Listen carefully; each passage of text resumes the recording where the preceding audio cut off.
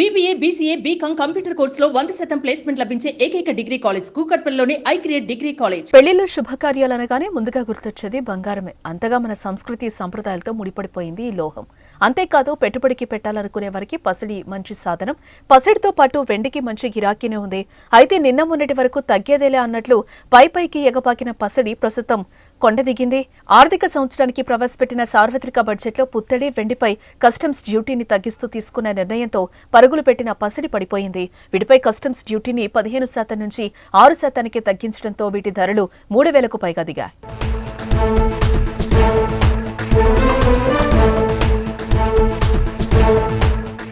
బంగారంతో పాటు కిలో వెండి కూడా 3,000 రూపాయలకు పైగా తగ్గింది.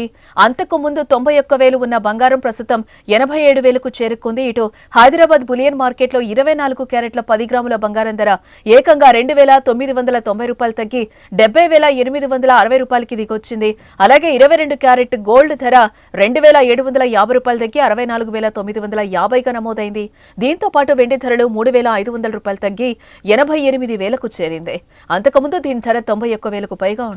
అటు ఫ్యూచర్ మార్కెట్లోనూ అతి విలువైన లోహాల ధరలు 5%కి పైగా తగ్గుముఖం పట్టాయి.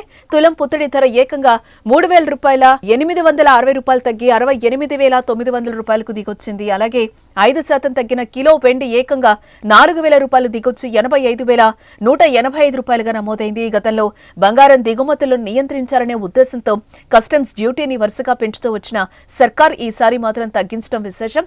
దీర్ఘకాలికంగా డిమాండ్ చేస్తున్న ఆభరణాల వర్తకులకు కేంద్ర సర్కార్ శుభవార్తను అందించింది.